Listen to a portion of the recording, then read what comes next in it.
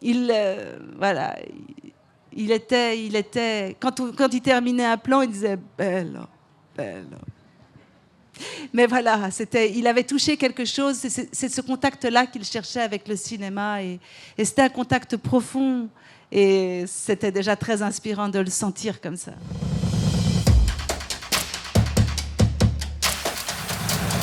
Buongiorno e benvenute e benvenuti a tutti. È con grandissimo onore che accogliamo questa mattina Irene Jacob, la nostra Leopard Club Award di quest'anno. E il Leopard Club è l'associazione che sostiene il festival, ci è vicino, collabora, sono dei complici, ma soprattutto degli amici che amano il cinema. Scusate la voce. E quindi vorrei invitare e vi prego di accoglierla con tutto l'affetto che Locarno mostra alle persone che amano il cinema. Irene Jacob.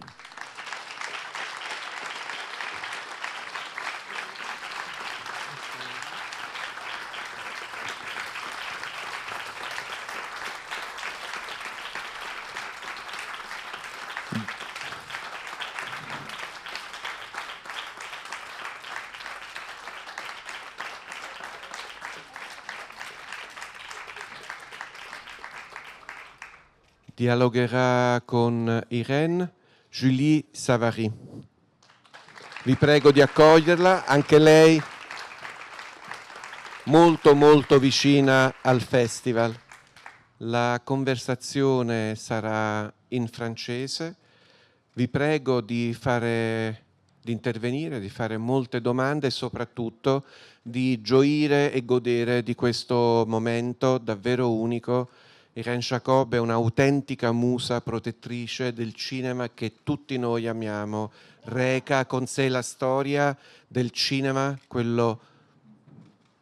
i nomi li farà Julie, li ricorderà Julie. Io non voglio togliere nulla, però ci tengo a dire che per me è un'enorme emozione, e non avrei mai pensato che la persona che amavo al cinema un giorno avrei potuto invitarla qui e che ci avrebbe fatto questo onore. Davvero grazie, e grazie a voi per essere qui con noi questa mattina così numerosi. Grazie ancora. Grazie Giona. Oh. Grazie Giona. Allora. Yeah. Grazie di essere qui stamattina. Oui, bonjour à toutes et à tous. Merci beaucoup d'être nombreuses et nombreux ce matin pour cette rencontre avec Irene Jacob. Je suis donc Julie Savary, je travaille pour Arte et j'ai l'immense plaisir d'ouvrir ce dialogue avant bien sûr de vous passer la parole ensuite pour avoir la possibilité de poser vos propres questions. Donc la rencontre a lieu en français avec traduction simultanée en anglais et en italien. Voilà. Irene Jacob, bonjour. Bonjour. Bonjour à tous. Alors, hier soir, sur la Piazza Grande, vous avez reçu le Leopard Club Award sous une pluie d'applaudissements très chaleureux. Qu'est-ce que vous avez ressenti donc, en acceptant ce prix? Qu'est-ce qu'il représente pour vous? C'était un prix, c'est très émouvant pour moi, bien sûr, de recevoir ce prix, surtout que de faire partie de la famille du cinéma de Locarno, qui fait un festival de films libres, indépendants. Et puis j'ai une histoire avec Locarno. Je suis venue 3 fois à Locarno déjà pour des moments importants. Comme je l'ai dit hier, j'avais présenté 3 couleurs rouges il y a 30 ans. Puis je suis venue comme jury aussi pendant 10 jours au festival de Locarno. J'ai présenté aussi un film de Serge Le Perron. Enfin voilà, je sens que ce prix, c'est un prix qui est un prix qui encourage un chemin, un parcours, et qui n'est pas sur un film en particulier. Alors ça fait réfléchir au temps, évidemment. C'est vrai que quand on est jeune comédienne, comme je l'ai dit hier soir, on espère faire ce métier longtemps. Et c'est peut-être ça qui est le plus difficile finalement, c'est de pouvoir se transformer à travers les âges, se renouveler, accepter en tout cas de nouvelles aventures, d'aller au-delà de ce qu'on connaît. En tout cas, ce prix, je le reçois comme un grand honneur. D'abord, il est très beau. Et ce léopard, j'adore cette histoire de léopard. Je trouve que vraiment, il y a quelque chose de tellement beau d'identifier le cinéma à ce léopard sauvage, libre, et voilà, ce cri qui vient des tripes comme ça, qui est un cinéma qui échappe à toute dimension commerciale, mais un cinéma sauvage, spontané. Voilà, j'étais vraiment je suis encore très émue d'être ici à Locarno et de recevoir cet hommage qu'on me fait. Alors justement, en parlant de temps, je vous propose de faire un saut dans le temps, justement, un saut en arrière et de commencer peut-être par le début donc de votre impressionnant parcours. Un début qui est en Suisse, puisque c'est en Suisse que vous grandissez, à Genève. Est-ce que vous pourriez nous parler un peu de cette enfance, justement? Dans quelle mesure est-ce qu'elle façonne votre vocation d'artiste? Comment vous avez commencé? Alors, je suis née à Paris, mais j'ai grandi en Suisse, à Genève. Mon père était physicien et il a travaillé au CERN. Et c'est comme ça que j'ai fait toute mon éducation scolaire en Suisse jusqu'à 18 ans, la maturité. Et j'ai commencé à faire du théâtre déjà à Genève. J'ai même commencé à faire un peu de télévision à Genève quand j'avais 15 ans. Et voilà, donc mes parents, ma maman habite encore en Suisse. J'ai un frère aussi qui est resté en Suisse. J'ai 3 frères, 2 qui sont aux États-Unis, qui est resté en Suisse. Et donc je viens souvent évidemment voir ma mère ici aussi. Et j'ai un attachement évidemment à la Suisse. Et comme je le disais hier soir, c'est que je suis venue avec un de mes fils qui est comédien. Mon mari est comédien, nos 2 enfants sont comédiens et des super acteurs. Et il m'a dit, mais j'aimerais bien que si on va à Locarno, ce serait chouette de visiter un peu la Suisse. Je ne connais pas la Suisse. Alors on est venu en voiture et je trouvais que c'était bien parce que quand on va dans un festival, on peut venir juste pour une journée, puis repartir. Mais je me dis, ça n'a pas de sens quand même. C'est un prix aussi sur le temps. Alors je vais prendre le temps de venir lentement. Et nous sommes passés par le Valais. Nous sommes allés dans le Val d'Anivier, le Val d'Airain. Et puis nous sommes arrivés au Tessin. Nous avons fait 2 arrêts. Nous sommes allés aussi à la Stresa, à Brissago. Et de venir ici, voilà. Avec aussi ce que la Suisse a d'extraordinaire, justement, dans toutes ces cultures différentes, dans toutes ces langues différentes, dans cette façon de vivre ensemble, et puis la diversité aussi des cultures et des paysages ici en Suisse. Et Locarno, ça représente effectivement tout ça. Donc, alors, adolescente, vous avez étudié la musique au conservatoire. Et vous avez l'habitude de dire que c'est grâce à la musique ou par la musique que vous êtes arrivée au cinéma, puisque votre premier rôle au cinéma, donc dans Au revoir les enfants de Louis Malle, Lion d'or à la Mostra de Venise en 1987. Dans ce premier film, vous jouez justement une professeure de piano, Mademoiselle Daven. Alors je voulais savoir comment est-ce que vous étiez arrivée sur ce film et quels souvenirs vous gardez de ce premier tournage. Eh bien, voilà, c'est vrai que j'avais fait le choix de venir faire une école à Paris de théâtre parce que je me disais que c'était une façon, bien sûr, ça me faisait peur, mais c'était une façon aussi de pouvoir commencer à rencontrer aussi le monde du travail où j'allais pouvoir rencontrer peut-être des réalisateurs avec lesquels je rêve de travailler aussi. C'est un endroit un peu de rencontre, de plaque tournante. Et c'est comme ça que, alors que j'étais dans mon école de théâtre, une casting m'a proposé de faire les essais pour Au revoir les enfants de Louis Malle. J'en revenais pas à l'idée de venir faire des essais pour Louis Malle. Et puis, il fallait savoir jouer du piano. Et grâce à ça, effectivement, j'ai eu le rôle. Je crois que je ne l'aurais pas eu sinon. Et c'est parce que j'ai fait Au revoir les enfants qu'ensuite j'ai pu faire La double vie de Véronique avec Christophe Kieslowski. Et puis finalement, ça m'a ouvert la porte. Donc je dis toujours, c'est grâce à la musique que j'ai pu rentrer dans le cinéma. Et alors, il y a une très très belle scène dans ce film, justement, où vous accompagnez au piano une projection de l'immigré de Chaplin. C'est formidable, c'est une parenthèse enchantée à la fois dans le film et dans ce quotidien donc de ces enfants dans cet internat catholique pendant la Deuxième Guerre. Oui, tout à fait. C'est une scène dont se souvenait, puisque c'est un film très autobiographique de Louis Malle. Il disait que c'était son film peut-être le plus personnel dans sa vie, Au revoir les enfants, alors qu'il a fait tellement de films sur beaucoup de tabous de la société. Tout d'un coup, peut-être à 60 ans, il se dit maintenant je suis prêt à faire ce film sur mon enfance.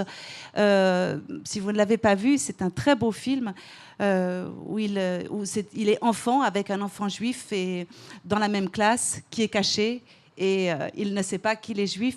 Et donc il y a cette scène où tout d'un coup les curés, parce que c'est une école religieuse, projettent le migrant. Le court-métrage Le Migrant de Charlie Chaplin, en musique par les professeurs qui jouent. Et on voit les enfants qui regardent l'histoire de ce migrant, Charlie Chaplin, qui est franchement le réalisateur, acteur, artiste du cinéma qui comble tout, puisqu'il sait tout faire. Mais au début de ce migrant, on rigole beaucoup, on voit les enfants qui rigolent beaucoup, et puis ensuite ils sont émus, ils sont saisis. Et c'est très beau parce qu'on se dit que voilà, Charlie Chaplin a réussi effectivement, et Louis Malle fait hommage à ça aussi à ce moment-là. D'abord on rigole, et puis tout d'un coup, le cinéma nous saisit et on se rend compte de la situation de ces migrants et tout d'un coup, c'est un très bel hommage, en tout cas, de Charlie Chaplin et de Louis Malle dans Charlie Chaplin. Au cinéma, finalement. Oui, absolument.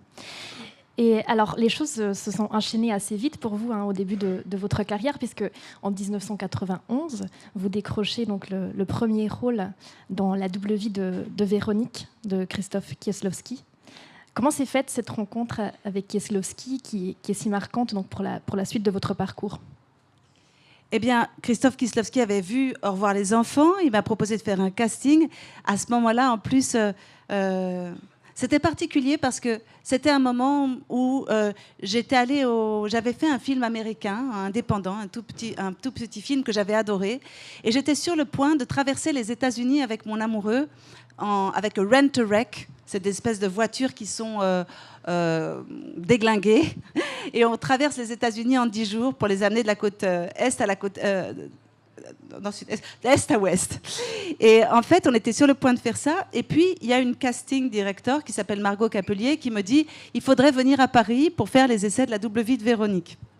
Alors, je me dis ça voulait dire prendre un billet pour nous deux, renoncer à notre voyage, renoncer à ses vacances, sans être sûr, finalement. On en fait beaucoup de castings. Et il y a plutôt 98% de casting qui ne marche pas, pour 2% qui marchent. Donc je me dis, oulala, est-ce que ça vaut le coup ? Et c'est là où Margot Capelier, la casting directeur, m'a dit, il faut que tu viennes. Alors, ok. Donc on a renoncé à notre voyage. Mon amoureux était vraiment très sympathique parce que c'était pas facile pour lui non plus. On est revenu à Paris. Et là, j'ai fait les essais pour La double vie de Véronique. Mais comment dire, le réalisateur, il savait que j'avais renoncé à tout ça pour venir. Et puis, je me dis, on s'est rencontrés pendant une après-midi. Il a rencontré toutes les actrices qui faisaient les essais pendant une après-midi. Et je me disais, au moins, il a pris le temps de me rencontrer. Si ça ne marche pas, il ne m'a pas rencontré comme beaucoup de réalisateurs font, sur un coin de table, en vous regardant un tout petit peu, et c'est fini.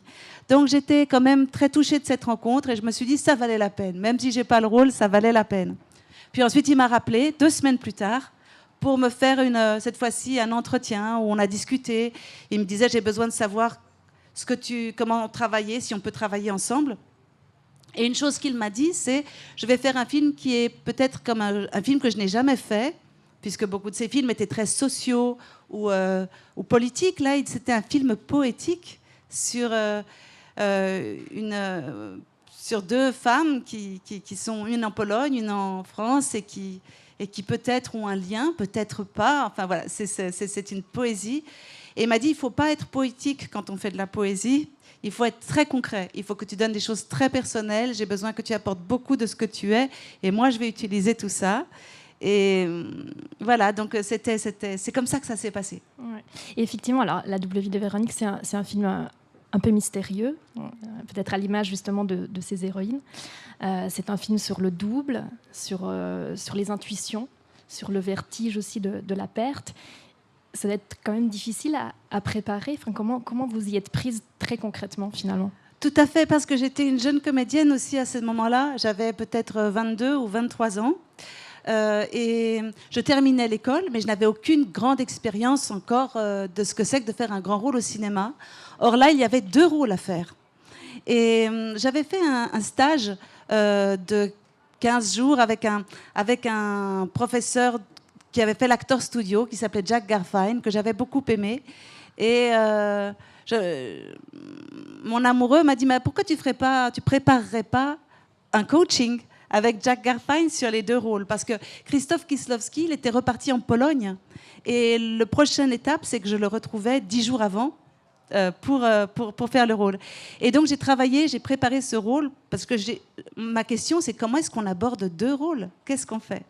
Alors Krzysztof Kieślowski m'avait proposé de chercher des gestes différents pour les 2 rôles, juste pour être très concrète. Et les gestes, c'était aussi des sensations, comme par exemple, prendre un verre et de le rafraîchir sur la joue. Enfin, c'était un film beaucoup sur les sensations. Et voilà, donc j'ai préparé ce travail avec mon professeur, Jack Garfein, et puis je suis allée en Pologne. Et en Pologne, j'ai passé 10 jours avant le film à essayer dans une famille polonaise, pour comprendre aussi comment est-ce qu'on vivait. Le mur de fer venait juste de se lever. On ne connaissait pas du tout l'Europe de l'Est en Europe de l'Ouest. On ne savait pas comment ils avaient vécu encore. Et donc, c'était très intéressant de pouvoir être dans une famille pendant 10 jours, une famille de professeurs, en fait, qui m'ont hébergée, et pour que je puisse aussi sentir ce que c'était que la vie polonaise. Et alors, cette formidable double interprétation vous vaut le prix d'interprétation féminine à Cannes, cette année-là.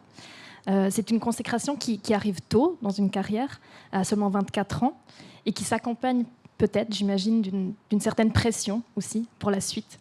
Alors, comment est-ce que vous gérez ça en tant que jeune femme aussi à ce moment-là? Alors déjà, j'ai rencontré avec le cinéma de Krzysztof Kieślowski un cinéma que j'aurais jamais imaginé rencontrer. C'était un cinéma qui s'intéresse vraiment au mystère de l'être, un cinéma très profond. Et jamais j'avais imaginé que j'allais pouvoir même être une interprète pour ce genre de cinéma. C'était vraiment incroyable. Sa façon de regarder le monde m'a beaucoup, beaucoup touchée. Comme je dis, quand on est comédien, le travail, c'est peut-être de percevoir le monde, de percevoir la vie, de percevoir ce qu'on traverse avec tous les sens possibles. Mais cette perception du monde n'est pas suffisante. Il faut un regard. Et c'est ça qui est incroyable dans le cinéma, c'est que on a besoin du regard de l'autre. Et il y a façon et façon de regarder, et un réalisateur est quelqu'un qui regarde d'une certaine façon le monde. Et voilà, donc je dois dire que maintenant, ce travail est presque dans mon ADN de cinéma, mais ça a été très émouvant déjà de rencontrer ce cinéma-là. Ensuite, évidemment, d'aller à Cannes, de voir le prix. Moi, je découvrais tout ça avec des yeux. Je savais même pas, je connaissais vraiment pas le monde du cinéma si bien que ça. Et j'ai été très intimidée aussi, évidemment. Heureuse et intimidée.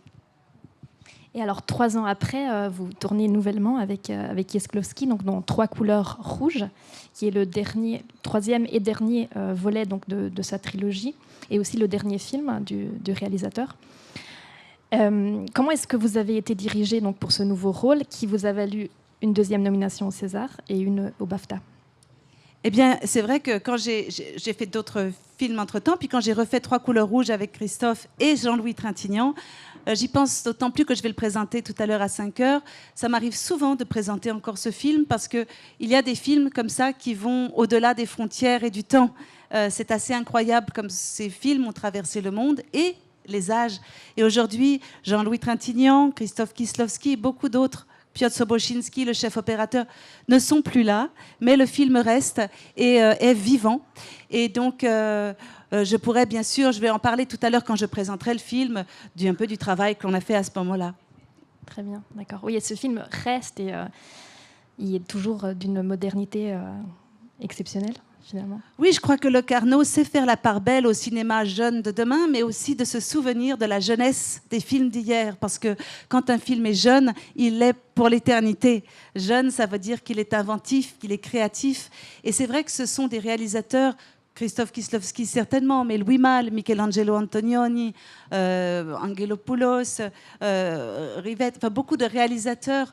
Et encore aujourd'hui, j'ai la chance de travailler avec Riti Pan ou Amos Gitaï, des réalisateurs qui cherchent toujours un nouveau vocabulaire pour faire leurs films, qui se remettent beaucoup en question. Et ça, c'est assez extraordinaire parce que je crois que c'est ça un cinéma jeune. C'est un cinéma qui est vivant, qui échappe à un cinéma de produits où, selon des critères commerciaux, on dit qu'il est en début ou en fin de carrière. Enfin, on échappe à ça, on se dit, on fait un film parce qu'on en a tout simplement besoin, on le fait, et avec un engagement personnel, avec aussi ce souci d'inventer un nouveau langage de cinéma. C'est-à-dire que tous les jours, ils se disaient, qu'est-ce qu'on va faire avec la caméra? Ah oui, on va la balancer, on va la mettre sur une ficelle et on va la balancer. Ou alors on va faire une fausse sombre, comme ça on croit que tu es là, mais en fait tu es là. Enfin, c'est fait de plein d'inventivité. Chaque jour, c'était comment on va faire ce plan comme personne ne l'a fait avant. Et ça, c'est vraiment un cinéma qui échappe à un cinéma conventionnel de produits. Ça permet d'inventer le cinéma de demain. Et voilà, c'est pour ça que ces films continuent à être présentés tout le temps, parce que ce sont des sources d'inspiration toujours. Et alors, pour revenir peut-être sur cette méthode Kieslowski, un petit peu, alors il est connu qu'il était très exigeant, qu'il faisait très peu de prises, 3 au maximum, dit-on. Alors, est-ce que cela simplifie ou finalement plutôt complexifie la tâche de comédienne ? Je crois que chaque réalisateur a vraiment sa façon de tourner. Et je crois que quand je le disais, quand on décide, quand on a envie d'être comédien au départ, ça veut dire qu'on a envie de l'être jusqu'à 80 ans, on va travailler avec des gens qui ont des méthodes très différentes. Et il y a des réalisateurs, c'est vrai, comme Kieslowski, qui faisaient beaucoup de plans parce qu'ils adorent le montage.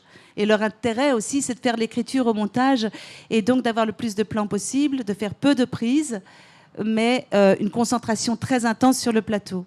D'autres réalisateurs, comme Angelopoulos, comme Antonioni, comme récemment Amos Gitaï, font peu de plans différents. Ils font des longs plans séquences. Donc il y a très peu de montage ensuite. C'est une autre façon de faire. Mais l'important, je crois, c'est vrai, c'est ce que m'ont dit tous ces réalisateurs qui sont formidables. Par exemple, puisque vous parliez de Christophe, il conseillait aux jeunes réalisateurs de ne jamais s'asseoir pendant une prise. Et ça, comment dire, c'est une métaphore. On peut être assis, bien sûr, mais c'est l'idée. Il disait, tant que la prise est en train de se faire, vous agissez, parce que vous regardez, et pendant que vous regardez, ça va changer la scène. Donc, ne regardez pas comme un simple spectateur. Je dis ça parce qu'il y a certains... Aujourd'hui, avec le combo, on a la possibilité que le spectateur soit loin et qu'il regarde et qu'il dit « c'était super ». Mais tant qu'on est en train de faire la prise, il peut se passer quelque chose. Et je crois que... je parlais de ce regard l'autre jour, et c'est quelque chose qui est tellement vrai. C'est-à-dire que même si c'est avant la prise, même si après la prise, la façon dont quelqu'un vous regarde comme ça, faire attention à ceci, il vous regarde de large ou il vous regarde de près, toutes ces choses, on le sent en tant que comédien. Moi, je sais très bien si la caméra est loin ou si elle est tout près. Je sais très bien si la caméra est en train de tourner ou si, au contraire, elle est en train de faire un long travelling par là ou si c'est un drone qui passe. Effectivement, tout ça, ça va changer notre façon de jouer. Un acteur, je crois que c'est quelqu'un qui réagit au regard, à la façon dont on le regarde, même son partenaire, l'acteur et l'actrice qui est avec lui. Et là, ça devient vivant parce qu'on ne sait pas comment on va jouer encore. Et mon père, qui était physicien, évidemment, s'intéressait au ciel et aux particules. Et c'est vrai que les particules, même dans le ciel, si on les regarde, elles ne sont plus pareilles. Je crois que quelqu'un qui regarde interagit. Il est engagé dans une situation, c'est peut-être ça que voulait dire Christophe, et ce que je vois avec beaucoup de réalisateurs. Regarder un acteur, pour les jeunes réalisateurs ou jeunes réalisatrices qui sont ici peut-être aujourd'hui, c'est vraiment ça, c'est engager quelque chose déjà, parce que je te regarde, parce que je t'écoute, ça ne va plus être pareil. Alors vous mentionniez effectivement Michelangelo Antonioni, donc vous avez tourné avec lui dans Par-delà les nuages. qui est donc adapté de son propre recueil Quel Bulling sul Tevere, et qui a été traduit donc en français sous le titre Rien que les mensonges. Et alors Antonioni, à ce moment-là, au moment du tournage, était aphasique, hein, et c'est Wim Wenders qui avait repris un peu les choses en main. Alors comment ça s'est passé dans ces conditions extraordinaires, et quelle a été votre émotion d'être dirigé par Antonioni? Eh bien, c'est vrai que c'était... Ce qui était incroyable, c'est que ce réalisateur qui a fait tant de films que j'avais déjà beaucoup aimé avait eu un AVC, et donc il était paralysé, il avait peu de mots, mais sa pensée était intacte. Elle était aussi vive qu'avant, enfin, je veux dire, et ça, c'est comme si c'était un esprit libre enfermé dans un corps qui était handicapé. Et c'est pour ça qu'il avait envie de continuer à réaliser pour sortir peut-être de cet enfermement. Sa femme, Enrica, l'a beaucoup soutenu. Elle aidait beaucoup aussi à le traduire. Et puis, Wim Wenders a accepté aussi d'accompagner Antonioni pour les assurances, pour aussi accompagner la façon, parce que Antonioni dessinait le plan qu'il voulait faire avec un crayon sur un papier, et ensuite c'était Wim Wenders qui organisait ce plan en fait, et qui aidait à l'organiser.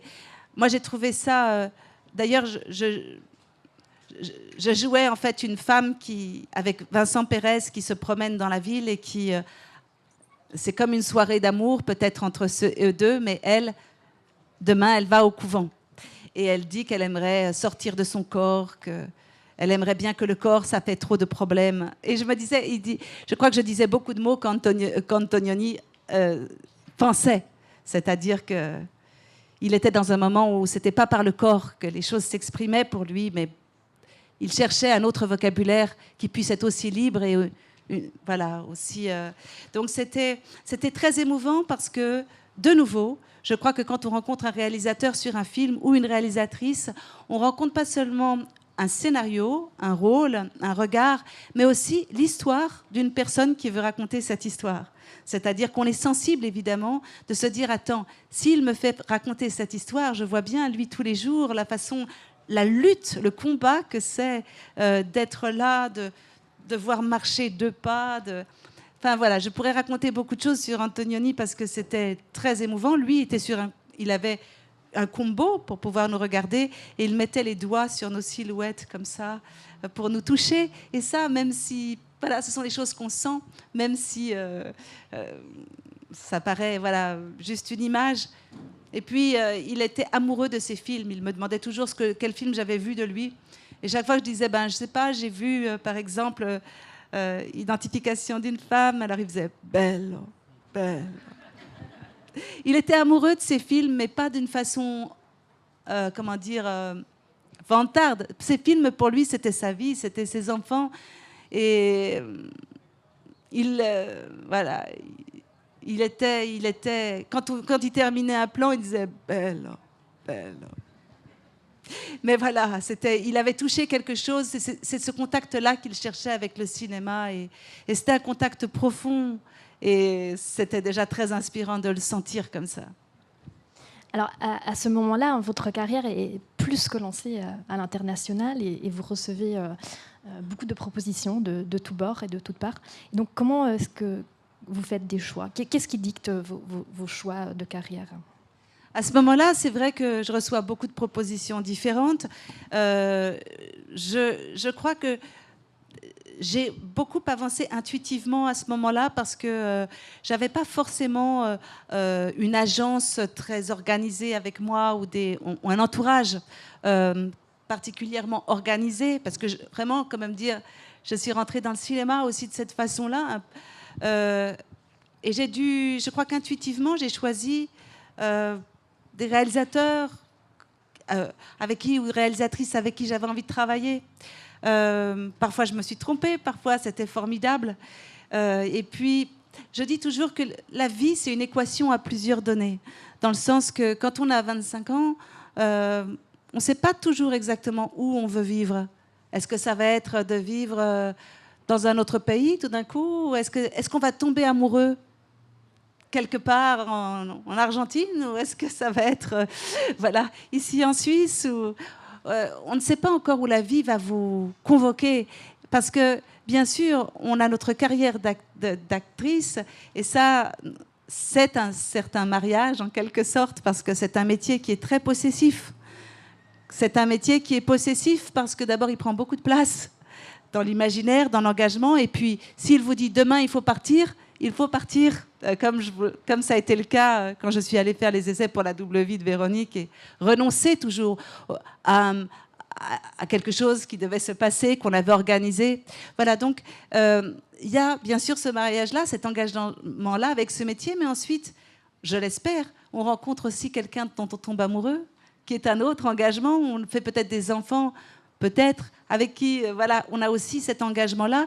Et je crois qu'ensuite, on gère vraiment sa vie avec en essayant de trouver l'équilibre de toutes ces choses-là.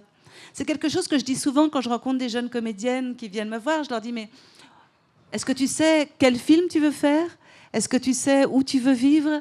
Est-ce que tu sais... Enfin, il y a beaucoup de choses à intuitivement comprendre. Parce que parfois, j'ai reçu, à certains moments, des propositions d'aller aux États-Unis. Mais d'abord, j'ai un accent français quand je joue, donc ça réduisait quand même pas mal de rôles que je pouvais faire. Et puis ensuite, on se dit, tiens, est-ce que je veux vivre là? Parce que ça, je crois que si on veut travailler quelque part, il faut quand même un peu y vivre, quoi. Il faut connaître aussi. C'est difficile de faire les choses à distance. Je connais des comédiens qui ont besoin de la campagne, je connais des comédiens qui ont besoin de la ville. Enfin, tout ça, c'est important de... Voilà comment j'ai fait mon chemin en essayant de chercher. En tout cas, cette année, aujourd'hui, cette année 2024, je me dis que je l'ai trouvé vraiment formidable parce que j'ai fait et du théâtre qui m'a passionnée avec House d'Amos Gitaï et 2 films avec Ritipan et Amos Gitaï où c'était au Cambodge, je veux dire, enfin, des films qui étaient poétiques, engagés, qui m'ont fait découvrir un monde que je n'avais aucune idée. Donc, intuitivement, je me dis, en tout cas, cette année, je dois dire que c'est une année assez comblée au niveau cinéma et théâtre. Et je l'espère aussi avec, aussi avec ceux que j'aime aussi. Enfin, voilà, trouver un peu cet équilibre-là. Entre toutes ces composantes, oui. Alors justement, quand on se penche sur votre filmographie, ce qui impressionne, c'est aussi son caractère éclectique, puisqu'on l'a dit, vous avez tourné donc avec les plus grands noms du cinéma d'auteur européen, mais vous avez aussi à un moment tourné dans des super productions américaines, outre-Atlantique, et notamment dans US Marshals, de Stuart Bird, et aux côtés de Wesley Snipes et Tommy Lee Jones. Et je voulais savoir qu'est-ce qui vous a attiré dans cette direction comme ça, un peu à l'opposé peut-être de l'industrie cinématographique. Je crois que si un conseil à donner à des jeunes acteurs ou aux jeunes actrices ici, c'est vraiment ce que m'avait dit Margot Capelier, cette casting director. Elle m'a dit, essaye de tout faire au début pour voir un peu ce qu'on fait. Mais on a un peu peur de tout faire parce que aussi c'était une époque un peu différente d'aujourd'hui. C'est-à-dire qu'on vous classait beaucoup, c'est-à-dire soit vous êtes une actrice de cinéma d'auteur, soit vous êtes une actrice de cinéma plus de... Blockbuster. Oui, voilà, de blockbuster, soit vous êtes une actrice de théâtre, soit vous êtes... On vous classait facilement. Aujourd'hui, ce n'est plus le cas. Je crois qu'aujourd'hui, on peut faire tout ce qu'on veut. Peut-être que la classification qui est le plus... au jour aujourd'hui, c'est peut-être pas la meilleure, mais c'est toujours le succès. Je veux dire, si vous avez eu du succès dans n'importe quel domaine que ce soit, ça aide à faire la production d'un film. Mais moi, je dirais que c'est important de s'essayer un peu partout. Aujourd'hui, en tout cas, je n'en ai plus du tout peur. J'aime bien essayer des moyens différents. Là, je vais faire une série aussi à la rentrée, qui est une coproduction franco-suisse, qui va se tourner d'ailleurs à Lausanne, à Genève, et c'est pour jouer le rôle d'une commissaire. Et j'avais très envie de ça, de jouer le rôle d'une commissaire. Voilà. Mais voilà, je crois qu'on peut se permettre des expériences très différentes. Je crois que la question, c'était, voilà, c'est ça. Donc, voilà, US Marshall, c'était une grosse production. C'était The Fugitive #2, La suite, oui. ouais, the sequel. Et de rencontrer Tommy Lee Jones et Wesley Snipes, c'était... et puis il y avait Robert Downey Jr. aussi. C'était assez extraordinaire, je dois dire. C'était une autre façon de travailler. Pour raconter une petite anecdote, je dirais juste ça. C'est que c'est vrai que les acteurs, d'abord, c'était des très longs tournages parce que on tourne pendant 4 mois et demi, c'est très, très, très long. Et puis Tommy Lee Jones... vous avez remarqué que d'ailleurs il fait beaucoup moins de blockbusters maintenant parce que quand je l'ai rencontré dans US Marshall, il disait toujours « Mais moi, je veux faire du cinéma d'auteur, je veux pas faire de... » Et finalement, il s'est mis à réaliser ses propres films et à faire un cinéma très personnel, alors qu'il avait un succès immense, il faisait tous les blockbusters. Mais il a fait le choix d'aller vers la réalisation et de faire des cinémas qui lui étaient très personnels. Et on avait fait une semaine de lecture ensemble. Wesley Snipes n'était pas là, mais il y avait Tommy Lee Jones. Et Tommy Lee Jones, dans la lecture, dès qu'il pouvait couper une phrase, il la coupait. Parce qu'il avait l'impression que le moins il parlait, le mieux c'était pour son rôle. Et c'était assez drôle, parce qu'en général, les acteurs veulent parler beaucoup. Quant à Wesley Snipes, je l'ai rencontré le jour du tournage. Aux États-Unis, il n'y a pas toujours cette culture de dîner ensemble, déjeuner ensemble, comme on a nous ici. Et donc, je l'ai rencontré le jour du tournage, alors qu'on était donc des amoureux dans le tournage. Et lui, alors, il improvise tout le temps. Il n'y a aucune phrase du scénario, bla bla bla, da da da da da da da. Et je me disais, ah, ok. Donc, en fait, on choisit ces acteurs pour aussi l'engagement qu'ils mettent dans le scénario. Dans le sens que le fugitif, dans US Marshall, je ne sais plus, le fugitif avait été fait par la même équipe, hein, et ils avaient gagné le prix du scénario à l'Oscar. Et Tommy Lee Jones et les acteurs me disaient, mais c'est nous qui écrivions toujours les scènes. Et donc, c'est comme si ces acteurs-là, on les choisit aux États-Unis dans ces grosses productions, non seulement pour leur talent d'acteur, mais pour une façon aussi de se saisir du texte et d'en faire vraiment ce qu'ils veulent. Je dois dire une chose, c'est que ça, c'est une approche anglo-saxonne qui est très différente de notre approche française, en tout cas, ou suisse, c'est-à-dire que nous sommes très littéraires et accrochés au texte, un peu trop respectueux du texte parfois, et on fait un cinéma ou un théâtre qui aime énormément les dialogues et qui parfois les dialogues sont au cordeau, même dans des films comme Romer. Les acteurs doivent faire à la virgule près ce qui est écrit, même si ça a l'air improvisé, ce n'est pas le cas. Et même des films comme Quentin Dupieux, récemment, on a l'impression que c'est improvisé, mais pas du tout. C'est très écrit. Alors qu'en Angleterre, aux États-Unis, il y a un texte, mais de ce texte, il faut ensuite le mettre derrière et y aller. Et donc, j'avais remarqué, en tout cas pour ce film-là, l'énergie qu'avaient mis ces acteurs dans le scénario. Et alors, pour revenir à votre rôle à vous, justement, dans US Marshals, vous campez une sorte de Bond girl, en tout cas une jeune et belle femme qui est très amoureuse de cet homme et qui est prête à tout pour l'aider. Est-ce que c'est un rôle féminin que vous regarderiez d'un œil un peu différent aujourd'hui ? Franchement, j'avais fait beaucoup de films comme ça, assez profonds. J'avais joué Desdemone, comme ils l'ont montré hier dans Othello. J'avais fait des films avec Hugh Hudson, avec des films assez comment dire, poétiques ou profonds. Et je me disais, est-ce que je vais y arriver, moi, à courir et dire...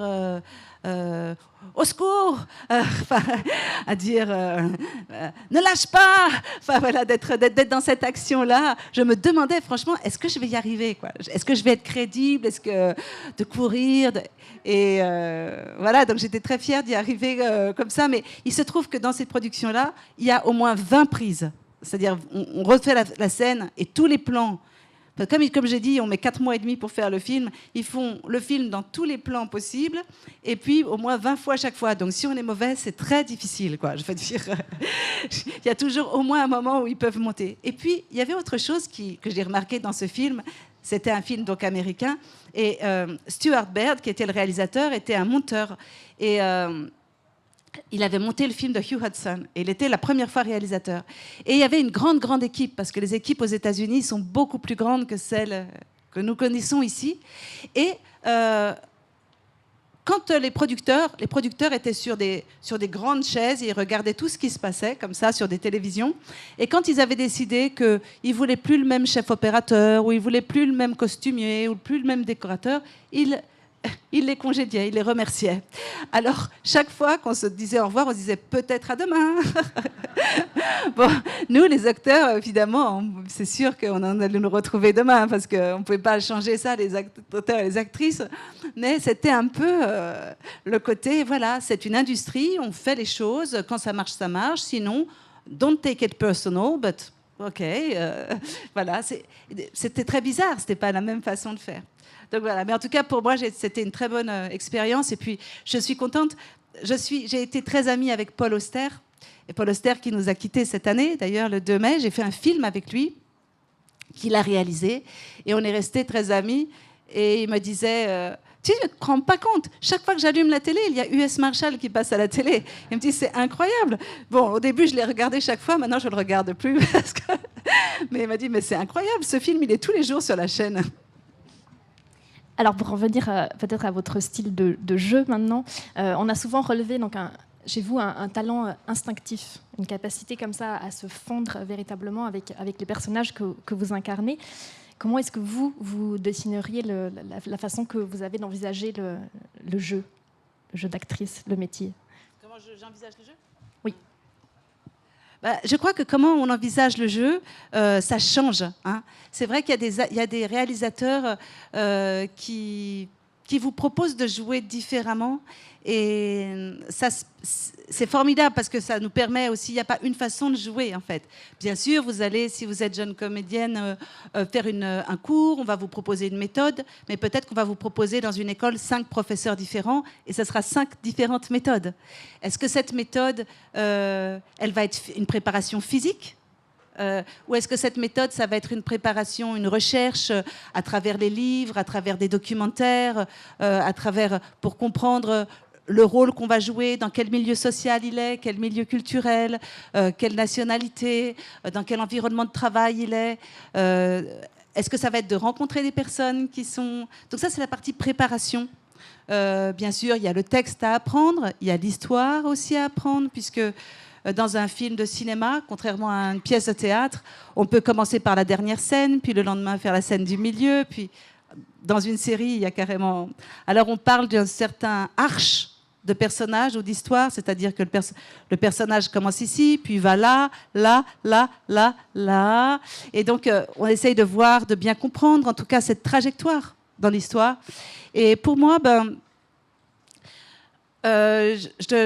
pour me préparer à un rôle, il y a bien sûr de lire de la littérature. Aussi, grâce à Internet, on peut avoir accès à beaucoup de documentaires, beaucoup de choses, de rencontrer des personnes.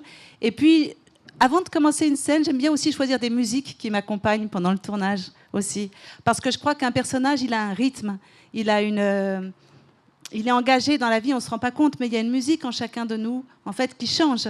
Et c'est vrai que cette musique-là, elle peut beaucoup aider pour se dire, ah, ça va être plus, on appelle en fait... spécifique en anglais, enfin de dire, ne fais pas des choix généraux pour un personnage, essaye de faire des choix spécifiques.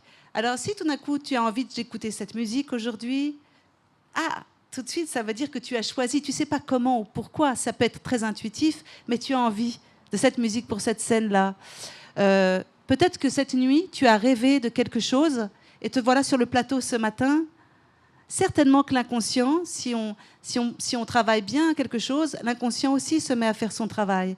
Et puisque je parlais de Paul Auster, lui, il me disait toujours quand il écrivait, mais c'est incroyable, pourquoi j'écris ça? Je ne sais pas. Et il écrivait avec cet étonnement parfois de où le menait l'histoire. Et je crois que quand on est acteur, il faut se préparer beaucoup pour avoir une bonne réserve de gestes, de personnes à qui on a pensé, de musique, d'inspiration comme ça, mais ensuite sur le plateau, être assez libre et puis répondre aux acteurs, aux actrices qui sont en face de nous, au décor, à l'équipe technique. Toutes ces choses-là vont faire que ça va être vivant aujourd'hui. Ce mot now, ou au présent, ou vivant, ou live, comme on dit en anglais, le live, je crois que c'est ça qu'on cherche en fait. Et c'est difficile au théâtre, il faut le renouveler tout le temps. Au travers d'un parcours, il faut aussi le renouveler. On ne peut pas utiliser les vieilles recettes d'hier. Et donc, voilà, je commence à se préparer pour un rôle, c'est faire le plus de recherches possible et sur le moment ensuite d'être à l'écoute de ce qui se passe. Et un réalisateur ou une réalisatrice peut vous demander, par exemple, est-ce que tu peux parler toujours plus fort ? Alors, si on parle plus fort, tout d'un coup, on va être quelqu'un d'un peu différent. Ou est-ce que tu peux attendre 10 secondes avant de dire 3 secondes avant de dire chaque phrase que tu dis ? Alors, ça fait comment ça va ? Bien. Ne serait-ce que d'attendre 10 secondes ou 3 secondes avant de dire bien, ça va changer tout. Donc, il y a des trucs très techniques pour induire finalement une émotion. Évidemment que si le réalisateur va s'approcher d'un œil, les yeux très très proches pour dire bien, ou bien si on est très très loin, ça va changer quelque chose aussi.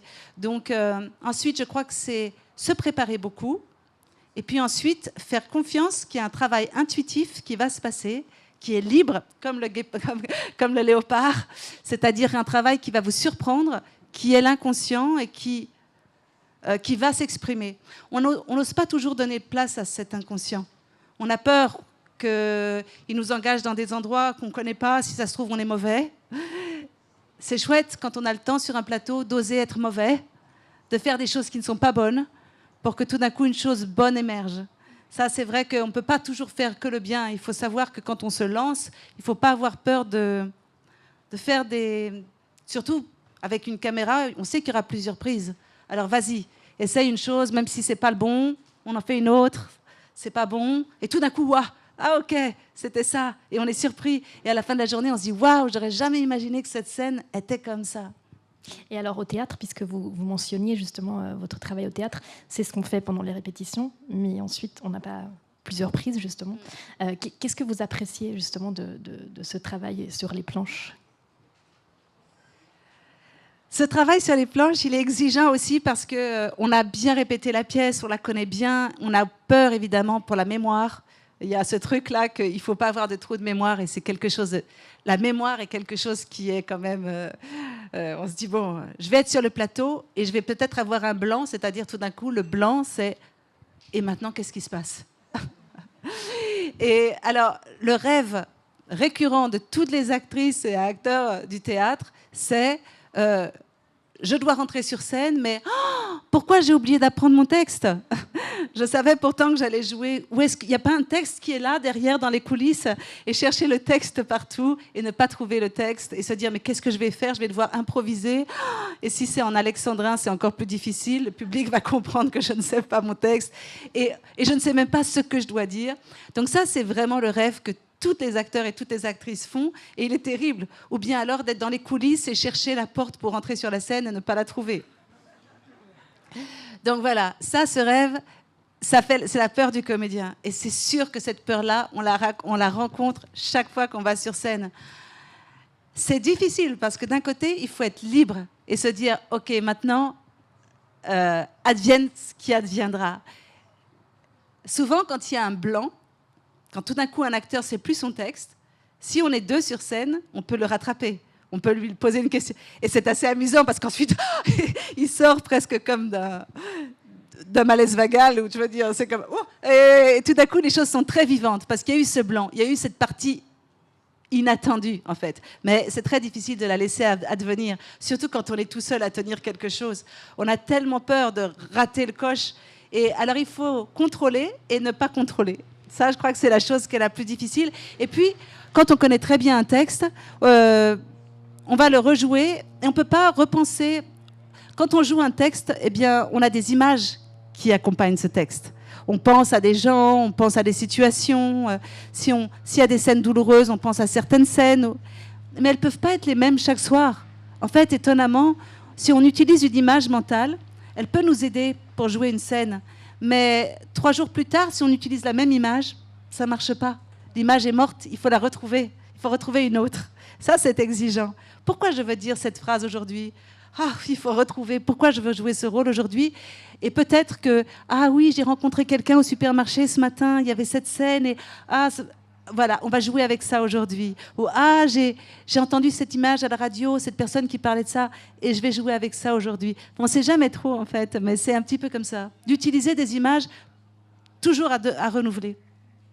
Et alors, entre le cinéma et le théâtre, vous avez aussi travaillé pour le petit écran, à la télévision, et notamment dans la 3e saison de la série The Affair, cette série Showtime, à très gros succès, qui a la particularité d'être narrée de plusieurs points de vue, et dans laquelle, ici aussi, quelque part, vous jouez de Juliette Le Gall. Qu'est-ce que vous retenez de cette expérience sérielle ? Alors, c'est vrai que c'était une série américaine, The Affair. Je crois que, je vais vous dire ça, c'est vrai qu'on reçoit souvent, les acteurs ici, parfois des propositions de faire des self-tapes.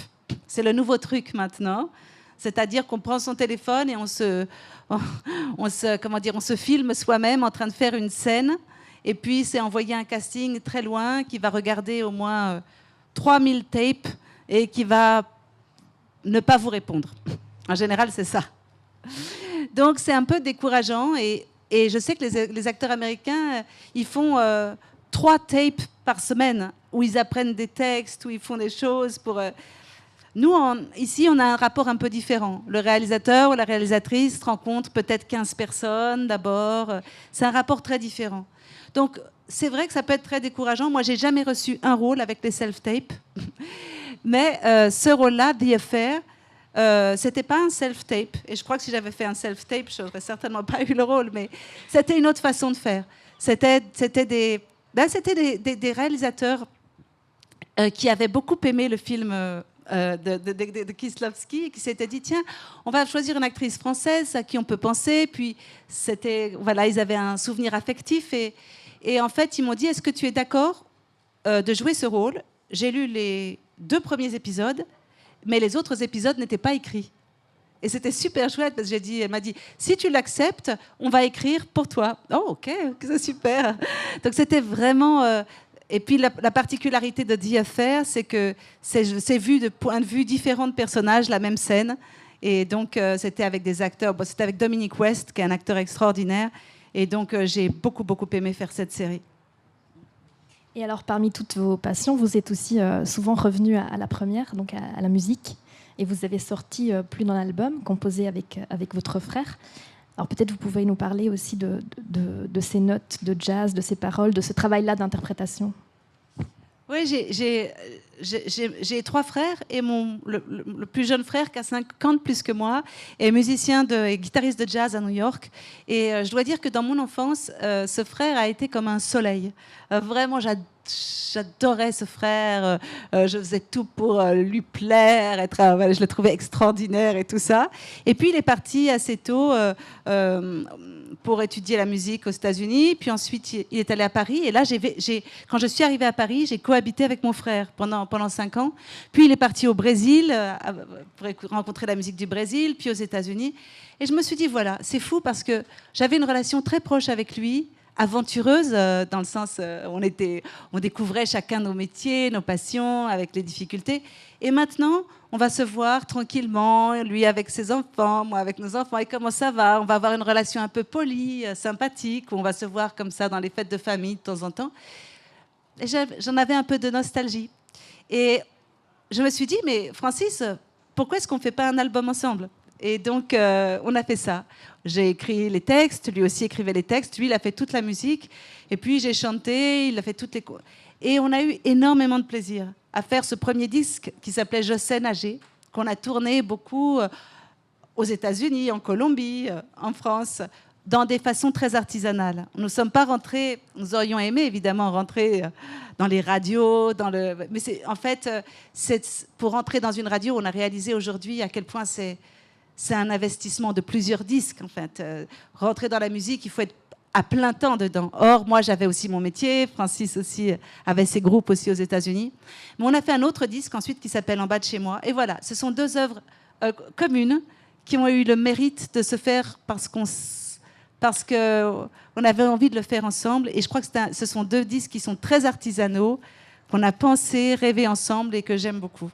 Alors voilà, maintenant on ne va pas en faire d'autres, mais c'était chouette qu'on puisse se retrouver dans la vie avec un nouveau projet.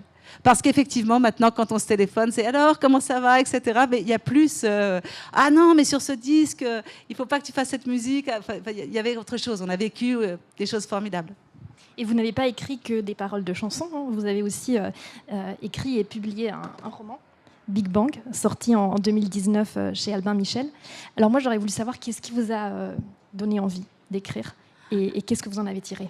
Alors c'est vrai que, bon, un acteur, une actrice, il est toujours à lire les textes des autres. Et parfois, quand c'est au théâtre, on a un texte qu'on a dans sa poche pendant 1 an et demi, peut-être. Que tous les jours, on se fait une italienne. Une italienne, c'est dire le texte comme ça, très très vite. Aucune marche, aucune navigation n'égale celle de la vie. Enfin, on le fait comme ça, juste pour être sûr d'avoir le texte. Ça s'appelle une italienne, dire le texte très vite. Et on a ce texte-là tout le temps, pendant longtemps. Et... il y a un moment où, effectivement, nous aussi, on écrit des rêves qu'on a faits, on écrit une situation qui nous a touchés dans la gare. Et puis, ce sont des textes que j'avais écrits ici et là, mais qui étaient disséminés dans l'appartement. Je n'avais aucune idée de où ils étaient. Mais particulièrement, j'avais écrit aussi parce que mon père était donc physicien au CERN. Et donc, il y avait tout ce mystère du Big Bang quand je suis née, qui venait d'être confirmée. La théorie du Big Bang était confirmée. L'univers avait commencé. Alors, s'il avait commencé, qu'est-ce qu'il y avait avant? Et puis la réponse, il n'y a peut-être pas de temps. Point. Affirmation. Waouh. Alors, tous les physiciens étaient dans une recherche extraordinaire. Je suis sûre que cette recherche m'a beaucoup touchée. Le mystère de où on vient, le mystère en nous aussi, puisque la loi extraordinaire dans la physique quantique, c'est que les lois de l'infiniment grand, donc de l'univers, sont les mêmes que les lois de l'infiniment petit, la physique des particules. Mais ça veut dire aussi que l'intime rejoint l'universel. D'ailleurs, c'est ce qu'on nous disait d'ailleurs dans le jeu, si tu veux toucher le plus de personnes possible, de la Chine à l'Argentine, d'aujourd'hui à dans 100 ans, il faut que tu sois le plus personnel possible. Enfin, c'est étonnant, mais plus on est personnel, plus on peut toucher. C'est difficile d'être personnel et de te trouver. Donc bref, toujours est-il, je m'étais dit, quand mon père est mort, puis j'ai été enceinte de mes 2 fils, de nos 2 fils, avec mon mari, et j'ai eu envie de dire, voilà, d'écrire un livre sur quelqu'un qui n'est plus là, mais dont la présence est tangible parce qu'on se souvient de lui, et d'écrire aussi sur quelqu'un qui va venir, dont la présence n'est pas là, mais pourtant elle est tangible. On rêve à cette personne. Et donc je trouvais que c'était étonnant parce que quand on est dans le deuil, ou quand on est dans la naissance, ou quand on est dans l'amour, ou dans des moments où on est au-delà du temps. C'est-à-dire ce sont des moments où on est tellement présent qu'on est connecté à quelque chose d'autre que la réalité. Et ça, c'est quelque chose que j'adore d'ailleurs dans tous les réalisateurs que je rencontre ou dans les rôles que je peux jouer. J'aime bien quand ça a cette notion de mystère. Comme en ce moment, j'aime beaucoup les livres de Murakami, où il y a toujours le mystère qui est posé là, dans la réalité. Pas un mystère extraordinaire, un mystère ordinaire. Parce que le mystère, ça fait partie de nous. Et donc, ce livre, Big Bang, j'ai eu envie de faire hommage à ça, sur qu'est-ce que c'est que de venir de quelque part, aussi de donner la vie quelque part. J'avais envie de parler un peu de toutes ces lois de l'univers qui sont en fait les nôtres, en fait, et de cette façon dont on est connecté à quelque chose de bien plus grand et plus mystérieux que ce qu'on connaît. D'ailleurs, ce que j'aime beaucoup chez les scientifiques, c'est qu'ils savent exactement ce qu'ils savent et exactement ce qu'ils ne savent pas. Et quand ils pensent à l'univers, il n'y a que 5% de l'univers qu'ils connaissent. 95%, on ne sait pas. Donc, il y a très peu de métiers où on parle de ce qu'on ne sait pas. Très peu de gens aussi. Et donc, je me dis, c'est formidable parce que pour eux, la partie qu'ils ne savent pas, c'est la partie qui est le début de la recherche. Et donc, ça, j'ai toujours senti qu'il y a une... Je suis sûre que dans notre vie quotidienne, dans nos conversations, je suis sûre qu'il y a 95% aussi de choses qu'on ne comprend pas. Quand on voit les oiseaux qui savent se repérer à travers le monde pour trouver un endroit, enfin, il y a des choses extraordinaires. Je suis sûre que, comme les chats ne savent pas calculer 2 plus 2, nous, il y a beaucoup de choses qu'on ne sait pas faire. Notre cerveau, on utilise 5% certainement de ce qu'on pourrait faire. Donc, cette partie du mystère, je l'adore, et j'adore les réalisateurs, les réalisatrices, les auteurs, autrices qui parlent de ça, parce que je crois que dans une relation d'amour, on ne peut pas l'y envisager d'une façon rationnelle. Il y a toujours quelque chose de complètement irrationnel, de mystérieux, qui nous échappe. Et voilà, donc Big Bang, c'était une façon de parler de qu'est-ce que c'est que la mort. Comment c'est possible que mon père meure où il est maintenant? Comment c'est possible que cette personne va venir? Je ne sais pas si c'est un garçon ou une fille. Je ne sais pas comment elle va s'appeler, qu'est-ce qu'il va faire, qu'est-ce qu'elle va faire. Et voilà. Et donc, aujourd'hui, j'ai 2 garçons qui sont comédiens, tous les 2, qui ont choisi, mon mari Jérôme Kircher est comédien aussi, et on est très touchés qu'ils aient eu envie aussi de poursuivre ce métier, et le poursuivre de façon assez extraordinaire, avec des très beaux films, Paul Kircher et Samuel Kircher, et on est assez... voilà, ce festival de Venise, on va présenter le même jour des films.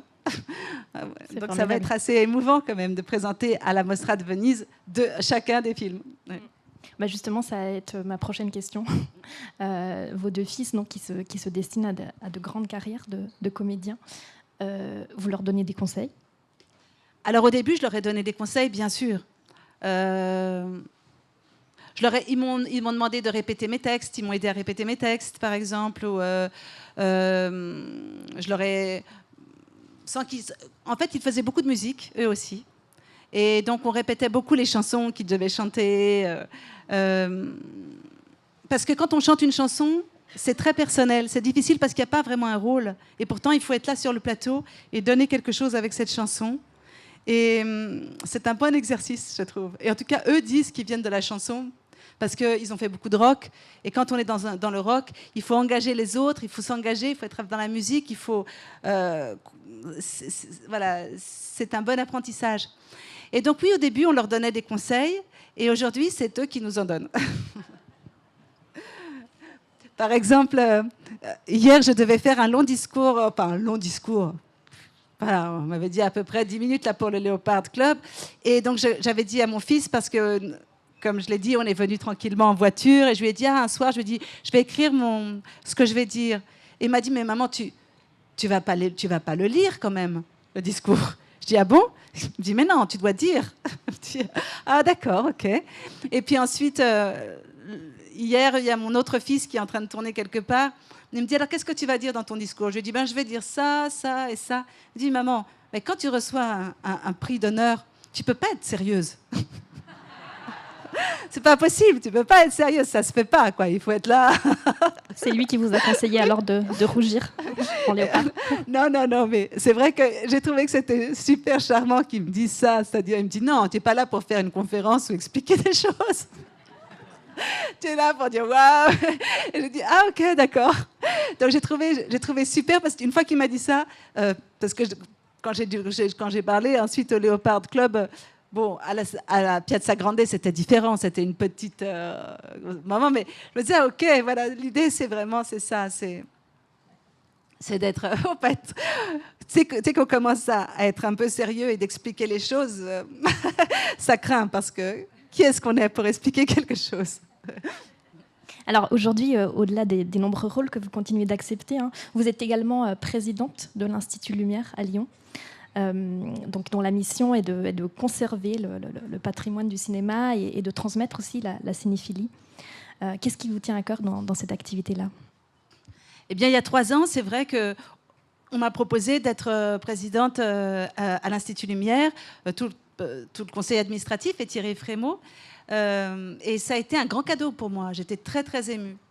C'était un moment plus... ça correspondait à quelques années où j'avais fait beaucoup moins de cinéma, beaucoup plus de théâtre ou des séries. Et je me suis dit, ça va être formidable de reconnecter avec le cinéma de cette façon-là aussi, d'être vraiment plongée dans la cinéphilie, dans la transmission des films, dans la présentation des films, de voir aussi l'énergie, comme à Locarno, qui se fait pour résister à juste un cinéma qui serait juste le cinéma nouveau, plus formaté, mais au contraire d'encourager un cinéma où les auteurs sont souvenus. Parce que c'est vrai que sur les films des plateformes ou sur les séries, vous remarquerez que vous ne connaissez pas beaucoup les réalisateurs ou les réalisatrices qui les ont faits parfois. Parfois, il y a 4 réalisateurs. Il y a quelque chose d'un petit peu moins personnel parfois qui se passe. Et dans une cinémathèque ou dans un festival, on est en contact avec des personnes qui restaurent les films. Parce que les films, il faut qu'ils aient un abri aussi. Après 20 ans, ils sont perdus. On ne sait plus où les trouver, ils sont cassés. Il faut qu'il y ait des personnes qui disent « Attends, ce film-là de Fritz Lang, je dis ça puisqu'il y a The Big Hit qui va passer ici, nous allons le restaurer. Ça coûte 100 000 ou 150 000 euros de restaurer un film, c'est quand même pas rien.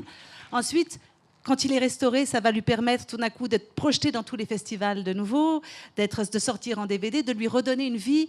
Et c'est important, comme dans une librairie, qu'on peut rencontrer des livres de Balzac ou des livres comme Murakami aujourd'hui, voilà, de se dire qu'on a aussi la possibilité dans un festival de voir des films d'hier comme des films d'aujourd'hui. Et ça, c'est un effort qui est fait. C'est un effort de beaucoup de gens qui sont là pour transmettre un cinéma de toutes les cultures, de tous les âges.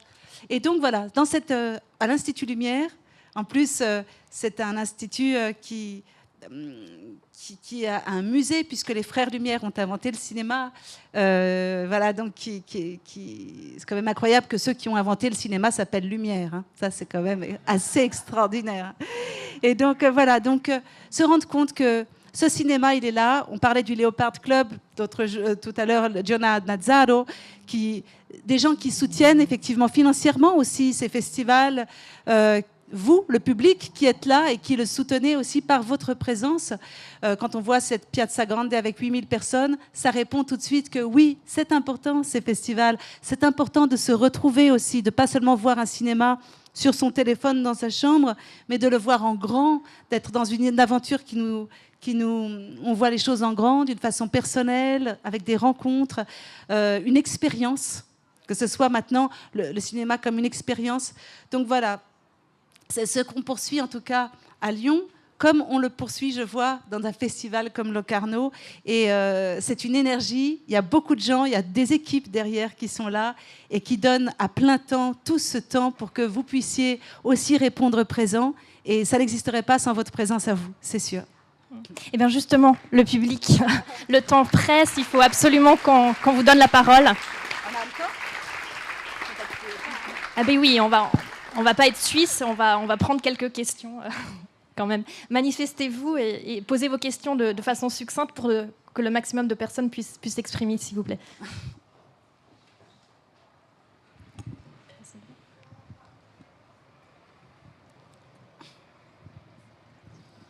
Alors déjà, compliment pour toute la carrière. Et puis j'aimerais rebondir sur les questions de votre journaliste par rapport à la musique, qui a une place prépondérante dans votre carrière. On sait que vous êtes convoqué avec Karen Anne pour L'Heure Bleue. Vous pouvez me parler de ce projet, s'il vous plaît?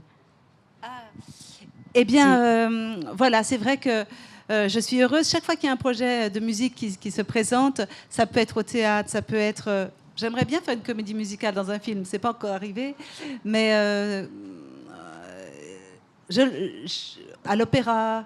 à la radio, je le fais. Et avec Kerenan, donc c'est une musicienne que j'admire beaucoup. Vous connaissez sûrement son travail pour...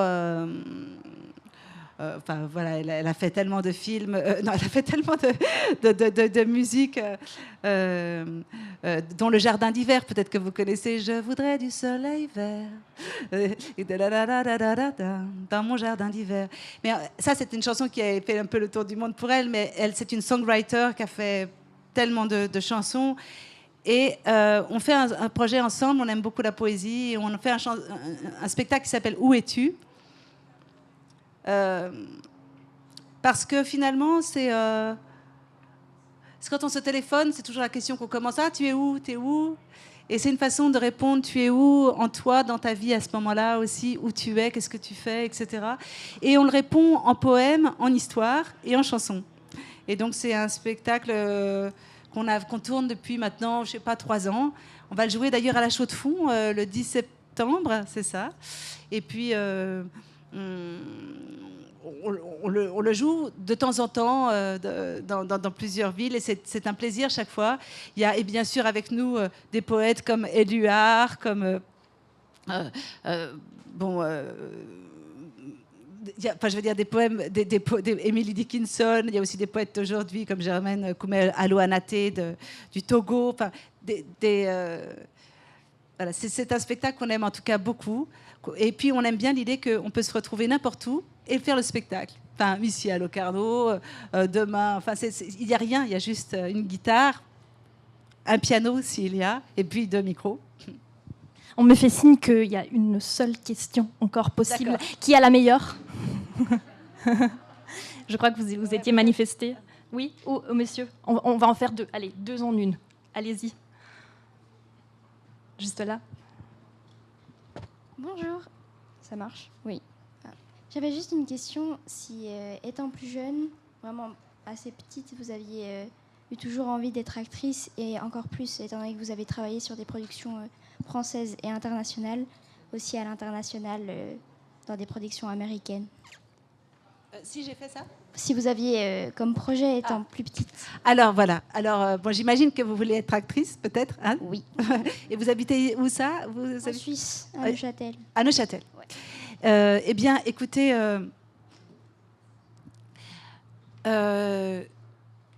quand j'étais enfant, j'adorais jouer. Je crois que mes parents, ils aimaient bien dire la poésie de temps en temps.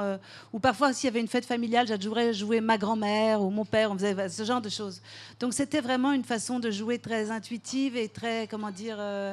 j'avais pas de culture théâtrale ni cinématographique. Mes parents aimaient bien aller au cinéma pour voir quelques films d'auteurs, comme vous, certainement, les festivaliers d'ici. Mais mon père dans la physique, ma mère dans la psychothérapie, était psychothérapeute. C'était pas non plus. Ils n'y allaient pas très souvent, peut-être une fois, 2 fois par mois, comme ça. Et donc, on n'avait pas la télé jusqu'à 14 ans. Enfin, ouais. Et puis, donc, quand j'ai voulu être comédienne, c'était même avant, finalement, d'avoir pu rêver qu'est-ce que c'était d'être acteur. Mais j'adorais jouer. Donc, je faisais partie de beaucoup de théâtre amateur, dans des groupes amateurs. À 14 ans, 13, 14, 15. J'ai commencé à faire de la télé parce qu'on a joué dans nos pièces amateurs au Bois de la Bâtie, à Genève. Et puis, il y a un casting qui m'a proposé de faire quelque chose. Puis, j'ai commencé à faire de la télé à la télévision suisse. Et j'ai dit, ah, ça y est, je suis comédienne, c'est fini l'école. J'avais 15 ans, ça y est, je voulais partir à Paris parce que j'étais née à Paris. Alors, j'avais cette idée aussi, voilà, je vais aller aussi à Paris. Et en fait... mes parents m'ont dit non, tu continues ta maturité jusqu'à 18 ans, ensuite tu feras ce que tu veux. Donc j'ai continué, mais je continuais à monter des spectacles parce qu'avec mes amis, on racontait des histoires à la radio, Suisse romande par exemple, on lisait des contes, ou bien on faisait... J'adorais tellement ça, tout mon temps libre, j'y passais en fait. On avait monté Les Bonnes de Jean Genet, j'avais monté Pirandello parce que je l'avais découvert avec mon cours d'italien. Pirandello, cet auteur, et on avait monté un spectacle. Donc, on était quand même très, très engagés dans le théâtre. J'adorais ça, mais d'une façon complètement amateur. J'avais aucune idée de ce que c'était que le théâtre. J'avais été voir quelques pièces, j'avais pas tout compris. Et j'avais pas, comment dire, j'étais pas... Donc, j'avais vraiment aucune culture, c'est fou, hein. C'est pour vous dire que ensuite... quand je suis arrivée à Paris, j'ai commencé à faire je devais faire un concours pour une école. Et pour cette école, il nous fallait un texte. Et on doit être 2 sur le texte. Et je me suis dit, oh, j'ai pas de partenaire. Peut-être je peux le faire toute seule en faisant tous les rôles. C'est pour vous dire que vraiment, j'étais vraiment loin du compte, quoi. Et heureusement, bon, c'est pas ce que j'ai fait, que j'ai eu un partenaire et tout ça. Mais ensuite, quand je suis rentrée dans l'école, là, ils nous ont dit... Ils étaient très exigeants avec nous. Vous devez voir un film par jour, vous devez aller voir une pièce par jour, vous devez lire une pièce par jour. À quoi? Et on se rend compte que si on veut faire ce métier, il faut qu'on connaisse ce métier. Alors ça paraissait beaucoup, mais c'est ce qu'on a fait. On est allé voir, en plus à Paris, il y avait toutes les rétrospectives, tout le temps on allait voir un film par jour. Bon, aujourd'hui on peut le faire sur Internet, hein, mais avant on ne pouvait pas. On allait voir une pièce par jour, on lisait, et vraiment... On était un petit peu groggy, mais en même temps, au bout d'un moment, on a une familiarité, on commence à mieux savoir qu'est-ce qu'on veut faire. Est-ce qu'on veut faire ceci ou est-ce qu'on veut faire cela? Mais ensuite, on ne sait pas ce qu'on va rencontrer. quand j'ai dit que j'avais rencontré avec Krzysztof Kieślowski un cinéma polonais qui s'intéressait au mystère de l'être, jamais j'avais imaginé que c'était ça que j'allais faire. Moi, je pensais que j'allais faire quelque chose des comédies. J'adorais le théâtre de Tchekhov et j'imaginais des personnages comme ça, un peu que j'ai jamais joué d'ailleurs, sauf dans l'école. Mais c'est juste pour dire que, enfin, un peu fantaisiste, un peu, juste pour dire que c'est les rencontres qu'on fait petit à petit qui vont vous amener aussi vers ce qu'on veut faire. Certaines personnes savent dès le départ. Hein. Moi, je rencontre des jeunes comédiens qui me disent « Ah ben moi, j'ai envie de faire ça » ou « Ce qui me plaît, c'est ça ». Ok, alors ça, c'est une chose, mais ça ne veut pas dire qu'une fois qu'ils auront vu beaucoup de films, vu beaucoup de théâtre, ils vont se dire tout d'un coup, pour une rencontre qu'ils vont faire, changer de voie. Donc, voilà. Donc, j'avais aucune idée de ce que j'allais faire, ce qui fait que j'ai eu un parcours un peu assez intuitif. Mais quand j'ai rencontré le cinéma de Louis Malle ou de Krzysztof Kieślowski, c'est sûr que je me suis dit, c'est ça que je veux faire. Alors ensuite, j'ai compris qu'on ne peut pas faire que ça. Parce que je veux dire, au contraire, ça n'existe pas. Alors, un acteur, c'est formidable qu'il fasse et ça, et ça, et ça. Et c'est ça qui est beau aussi. Donc voilà, c'est ensuite, voilà, on rencontre petit à petit que la chance pour un acteur, c'est qu'on vous propose des choses très, très différentes et de les faire bien. Voilà. Et bonne chance à toi. Alors Irène, vous ne m'avez pas aidée, vous avez été très longue dans la réponse. Je crois que c'était le mot de la fin. Alors merci beaucoup. Je vous remercie infiniment pour votre générosité, votre joie de vivre, votre enthousiasme, qui sont voilà, une source d'inspiration, je crois, pour plein de gens. Et je vous remercie aussi d'être venu ce matin. Bon festival. Bonne continuation à tous et à toutes. Merci, grazie mille Merci. d'être ici. Merci.